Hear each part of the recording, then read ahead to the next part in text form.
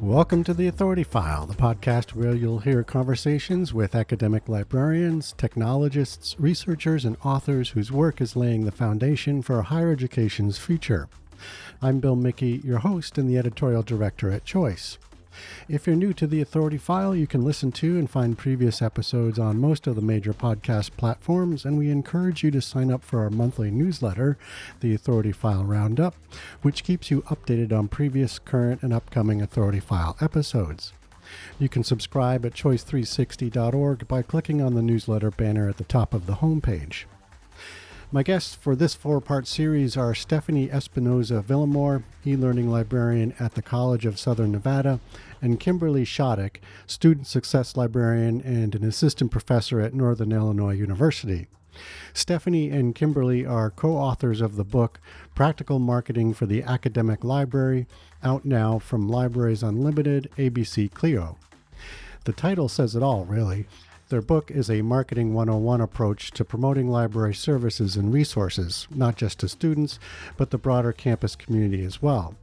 The title is approachable, appropriate for any kind of academic library, and considers a holistic approach to marketing, which includes the business-like tactics of marketing as well as the more empathetic methods that account for the variety of challenges and needs of a library's patrons.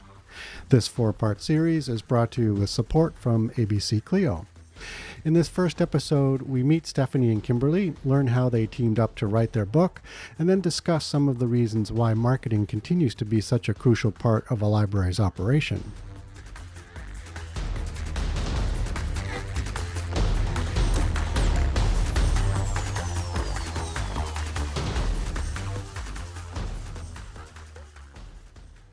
All right, Stephanie and Kimberly, welcome to the program. Thank you so much. Thanks for having us. Sure. So to start, I think let's talk a little bit about how the book came together. Can you talk about that? How did you two connect on the project? Sure. So back in 2017, I had the opportunity to be on a panel for the Library Marketing Outreach Interest Group of ACRL, and it's the Association of College and Research Libraries. I was so excited to be able to present on a 3-session panel, and so everyone had a few minutes to present a topic related to marketing. And my topic was Your Library Loves You, Marketing from the Heart. And this was on transforming our academic outreach practices, reaching our students, faculty, and staff and administrators. That was the name of the whole presentation. And so because I was presenting at ALA, their annual conference, I actually got an email from the editor, Jessica Gribble, who worked for ABC Clio, the Libraries Unlimited publisher. And she said, hey, I'm really interested in your presentation, learning about marketing to faculty and administration in addition to students, and just it sounds so interesting. Would you be interested in writing a book about it? And I said, I love to write. I would absolutely be interested in writing a book about it, but I only have experience from a community college library. And so Jessica wanted to bring on a co-author who had university library experience, and we started reaching out. And I got in touch with Kimberly through the Library Marketing Outreach Interest Group. We were both co-conveners for that interest group. And she happily said that she would come on board, and it's been a great experience working with her. Excellent. So let's start with a basic question. Why does a library need to market itself? What essentially does it need to communicate? So I think to start, there's a lot of competition from other entities, whether it's, entities that offer space, like student unions have a space for students to congregate at, whether it's for resources. The internet is huge competition. Why should we send our students to the library versus Google? And because of all that competition, we need to make sure that we are getting our message out there. But I think it's also important to break stereotypes, because a lot of faculty and a lot of students still have the idea that, the library is just kind of this stuffy dungeon place where the lights are dim and, it's got a bunch of books, and that's, I don't need the books, so why should I come into the library? And if we can communicate our message and say, hey, we actually have all these amazing things that will really help you, then when we share that message, the more students, the more faculty, the more staff administrators we can reach, the more we can bring people into the library and see what we really do have to offer. And in addition to that, I think that part of library marketing, and Megan Oakleaf writes about this, the value of academic libraries report from 2010. One of the process of marketing is to actually look at your services, your resources, what you're doing as a library, and actually improve those. That is part of the communication of value, is actually taking a good look at what you're doing. So part of it is also improving your services and your resources as well. Excellent. So the term marketing and outreach is typically used as a name for this activity, but the two words have subtle differences, which I think you both note in the book. And I'm wondering if you can help differentiate the word marketing from the word outreach, but Sure. also sort of describe the sort of overlap between the two. Sure. So I'd like to think of marketing as sort of the bigger umbrella, and we tend to equate promotion or communications with marketing, but Hmm. marketing is actually much bigger than that. And looking back at the literature, the marketing literature, we find the 4 Ps of marketing. This is called the marketing mix, that was made popular by Philip Kotler and others. And those 4 Ps, and we talk about them throughout the book, our product, place, price, and promotion. So our products being, again, our services and resources, the kind of the stuff that makes up our libraries. The place, our online library, our physical presence. Our price, thinking about the price that our users have for using our services. That's usually price of their time. If we're thinking of administrators, it's actual budget, and promotion. And that last piece, again, is what we typically tend to think of as marketing when we're using that word. And I think that last piece, promotion, is much more closely tied to how we use outreach. And actually, there's this great article in 2019 from Stephanie Diaz in the Journal of Academic Librarianship, where she actually looked at different descriptions in the literature of outreach activities from libraries and kind of created this working definition from how is this word actually being used. And it is usually looking at the work that's done by library employees to sort of change attitudes for our patrons and also to change user behavior. So a little bit more focused on that promotion piece. So outreach is a piece of marketing, if that makes sense, but marketing is this larger umbrella. Okay. So then, and maybe, Stephanie, I'll jump over to you with this follow up. What are your thoughts on marketing expertise? And obviously, Kimberly just kind of used some language that's kind of taken from a business perspective or a corporate perspective around the function of marketing in a commercial sort of context. But do librarians necessarily need that kind of specific marketing expertise, or the sort of the basics sort of translatable into the library field?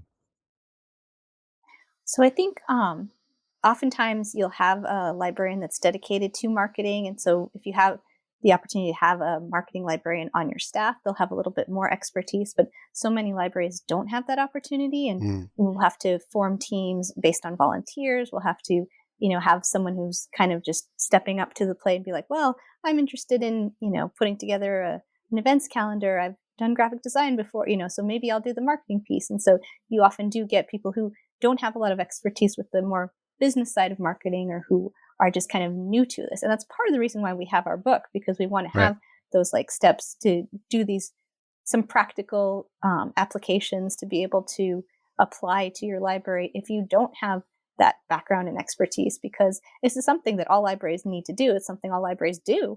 And so if you're not an expert, you can start to reach out and learn some of the things that will be helpful to get your message out, to assess what you're doing, to make sure that you are building a good team and incorporating diversity in all of what you do.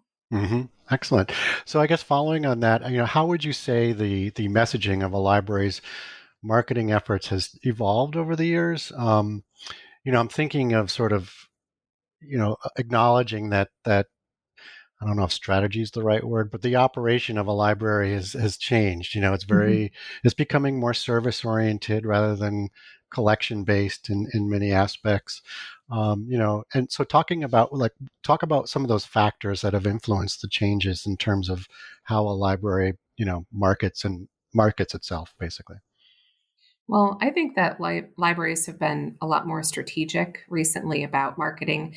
I think that this is work that Mm. we have actually all done for many years. But certainly the greater emphasis on services, as well as more competition coming out. So, Right. with, of course, the internet and resources being made available online, there is more competition. So Mhm. we have definitely more of a need to market ourselves. So I think the changes that I've seen really have been just in strategy, being really strategic and purposeful about how we approach marketing. Right. And I would think like what Stephanie was kind of referring to before in terms of perception as well, and how faculty, administration, and even students, how they perceive the library and what it is, and there's some need to kind of correct that as well. Absolutely. As we evolve as libraries, and I think, in the past 20, 30 years, we've evolved pretty rapidly in compared to the history of libraries, that there is a greater need to communicate what these changes mean, and for our new folks, but definitely for, the faculty who have been around for a while and Hmm. might be used to a different type of library. Right. Excellent.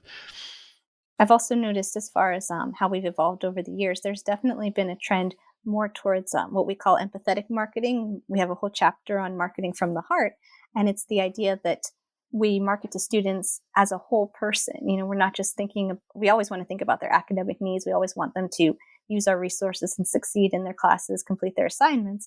But the idea that a student is a person and they might be having a rough day and they might need to de-stress and they might need to come into the library and study, but they're worried about food insecurity, or they're worried about, their mom who's sick. And so coming into the library for reasons beyond just academic purposes, you're seeing more libraries that have events like therapy dogs, where you can pet a dog and de-stress during finals week. And Hmm. so the trends where we're starting to do more things that are kind of less traditional, but more welcoming, because we are bringing the students in. And if they come in knowing that we're a welcoming place because, hey, you can pet a dog in the library, they are going to come back when they need to finish up their paper and find our resources to complete their assignments.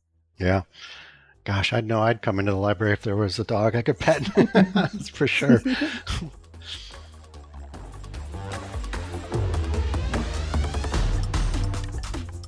You just heard from Stephanie Espinoza Villamore, e-learning librarian at the College of Southern Nevada, and Kimberly Shoddick, student success librarian and an assistant professor at Northern Illinois University.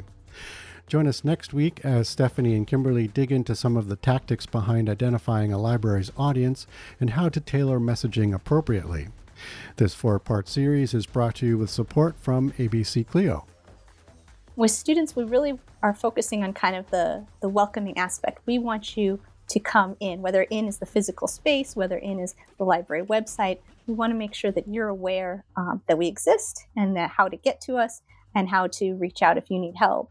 Versus faculty, it's kind of more, most faculty know that the library exists. They always have friendly interactions with librarians, but it's more, what can we do for you? What do we have to offer that you're going to take advantage of, that you're going to share with your students? And, being able to send those messages in the mediums that work for them. So, a student we might not be able to reach unless it's through social media or maybe through word of mouth, maybe a big display at the front of the library. A faculty member, we might have to get 5 minutes of time at a school or department meeting. We might have to send out an email blast. As always, underwriting opportunities for the Authority File podcast are directed by Choice's advertising manager, Pam Marino, and all of our episodes are produced and edited by Choice's digital media producer, Sabrina Kofer, with support from digital media assistant, Ashley Roy. That's all for this week. Thanks for joining us.